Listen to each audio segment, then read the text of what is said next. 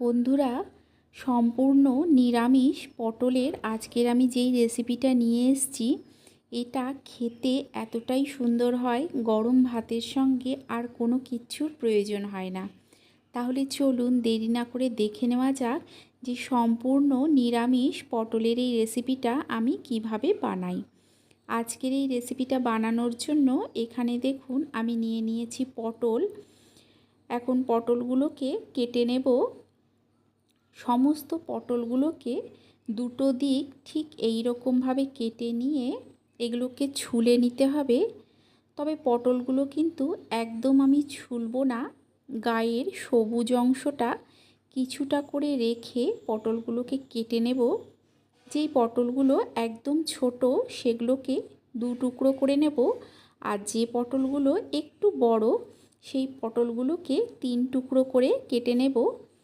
দেখুন সমস্ত পটলগুলোকেই আমি এইভাবে কেটে নিচ্ছি।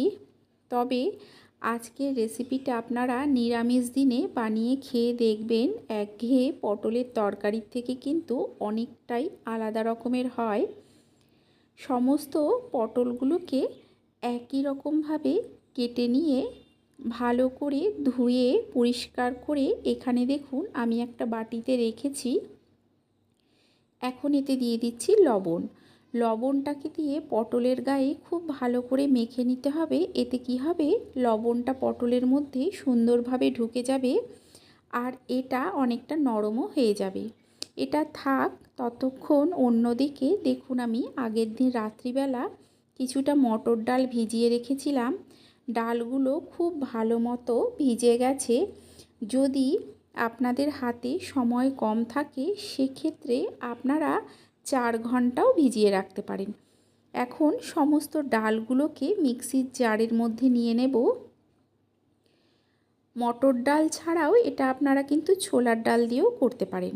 মিক্সির মধ্যে নিয়ে এতে দুটো কাঁচা লঙ্কা দিয়ে দেব। আমি একটা কাঁচা আর একটা পাকা লঙ্কা দিয়ে এর একটা পেস্ট করে নেব। এখানে দেখুন পেস্টটা করে নিয়েছি, দিয়ে দিলাম লবণ আর দিয়ে দিচ্ছি হলুদ। লবণ আর হলুদ দিয়ে খুব ভালো করে ফেটিয়ে নিতে হবে। ফেটিয়ে নিলে কি হবে, বড়াগুলো ভাজার পর খুব সুন্দরভাবে ফুলে উঠবে আর নরমও হবে। দেখুন আমি খুব ভালো করে ফেটিয়ে নিচ্ছি। সমস্ত ডালটাকে ফেটিয়ে আমি রেডি করে রেখেছি। এখন অন্যদিকে একটা কড়াইয়ের মধ্যে আমি কিছুটা সাদা তেল গরম করে নিয়েছি। একে একে সমস্ত বড়াগুলোকে দিয়ে নিতে হবে। গ্যাসের ফ্লেমটা যতটা সম্ভব লো টু মিডিয়ামে করে বড়াগুলোকে ভেজে নেবেন। এতে কি হবে, বড়াগুলো ভাজা সুন্দর হবে, ভেতর অবধি সুন্দরভাবে ভাজা হবে। আর যদি হাইতে করে ভাজা হয় অনেক সময় কি হয়, ওপর থেকে পুড়ে যায় আর ভেতর থেকে কিন্তু কাঁচাই থেকে যায়। দেখুন গ্যাসের ফ্লেমটাকে লো টু মিডিয়ামে করে উল্টে পাল্টে এগুলোকে আমি লাল করে ভেজে নিচ্ছি। আজকের এই রেসিপিতে যদি ডাল ভেজানোর সমস্যা থাকে সেক্ষেত্রে আপনারা কিন্তু এটা শুধু বেসন দিয়েও করতে পারেন। সমস্ত বড়াগুলোকে দেখুন উল্টে পাল্টে ভালো করে আমি লাল করে ভেজে নিয়েছি। এখন সমস্ত বড়াগুলোকেই আমি তুলে নেব। ঠিক এই রকমভাবেই ভেজে নিতে হবে। সমস্ত বড়াগুলোকে তুলে নিয়ে ওই তেলের মধ্যেই দিয়ে দিচ্ছি অল্প একটু হলুদ।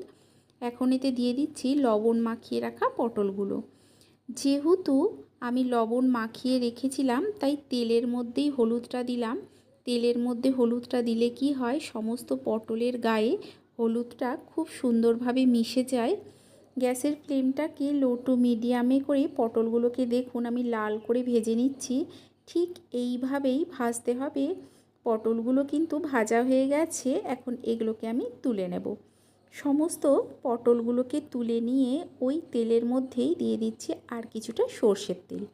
ফোড়নে দিয়ে দেব গোটা জিরে আর দিয়ে দেব কাঁচা লঙ্কা। এখানে আমি 4টে কাঁচা লঙ্কাকে চিড়ে নিয়েছিলাম সেটা।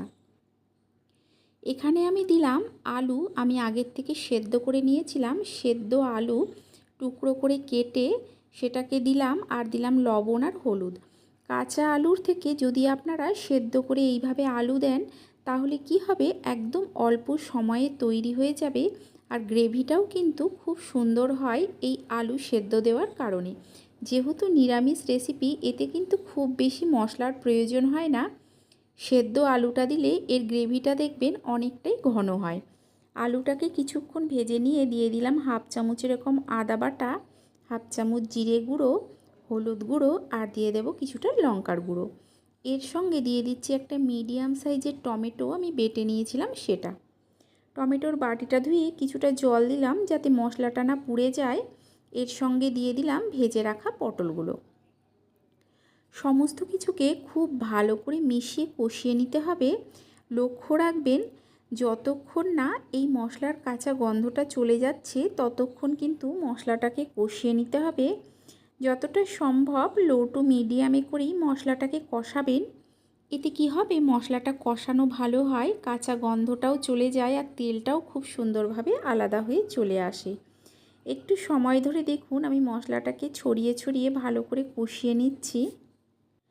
আপনারা যদি ভিডিওটা এতদূর দেখে থাকেন, যদি ভালো লাগে একটা লাইক করে দেবেন, কমেন্ট করে জানাবেন যে কেমন লাগলো। নিজেদের চেনা পরিচিত মানুষের মধ্যে শেয়ার করে দিয়ে তাদেরকেও দেখার সুযোগ করে দেবেন।